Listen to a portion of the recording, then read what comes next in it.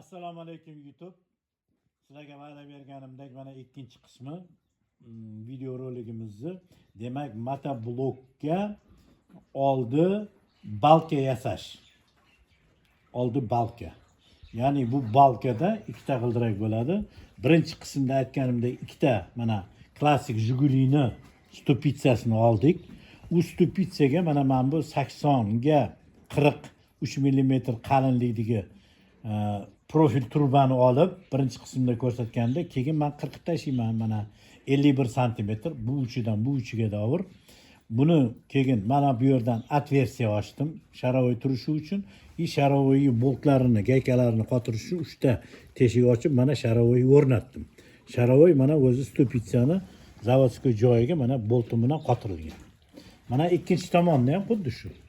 Mana ikkinchi tomonni ham o'sha profil turbani bundoq qirqib tashab, undan keyin atversiya ochib sharovoyga 3 ta bolt gaykaga mana bu ikkinchi tomonni ham qotirdik. Mana endi tepa balkani tepa suyak qismi bitdi. Endi pastki suyak qismi qoldi. Pastki suyak qismida pastki sharovoylarni o'rnatishimiz kerak. Bu sharovoyni o'rnatish uchun mana bundoq moslama hozir yasayapman. Mana shu 80 ga 43 mmlik profil turbamizni 13 cm 40 oldim. Mana shuni bo'yi balandligi 13 cm. Keyin uni mana bu yerdan bolgarka bilan qirqib olib tashladim. Mana bu yerga mana shundoq joylashishi uchun. Mana buni keyin qirqib mana bu yerda rasmini chizib qo'yaman, qirqib bu yerga o'rnataman. Ikkita teshik ochaman, mana bu yerdan sharovoy turadigan joyini ochib turib, sharovoy mana shunday holatda bunga bolt gayka bilan mana bunday holatda qotiriladi. Keyin buni qanday o'rnatamiz? Uning uchun balkani biz nima qilamiz? Teskarisiga joylaymiz.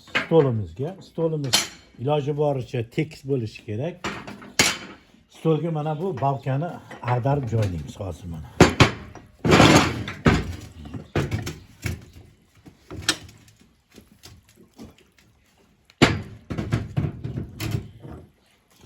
Mana ag'darib joyladik. Mana. Endi pastki sharovoyi bu yerdan mana bu tepasidan o'zi zavodskiy teshigi bor, sharovoy joylashadigan, mana ko'rsataman hozir mana. Mana o'zi svobodno tushadi bunga. Endi bu sharovoyi biz teskarisiga 180 gradus teskarisiga qo'yamiz. Ya'ni buni mana bundoq qilib joylaymiz, mana bundoq qilib. Uning uchun mana bu teshik bu konusli bo'lganligi uchun bu yerda kattaroq diametrli teshik, pastida kichikroq. Uning uchun bu kichik teshikni mana bu diametr 16 lik drel bilan teshib, mana bu yerdan bundoq kirib, bu yerdan mana bu bolt bilan qotiriladi. Mana bu bolt bilan qotiriladi.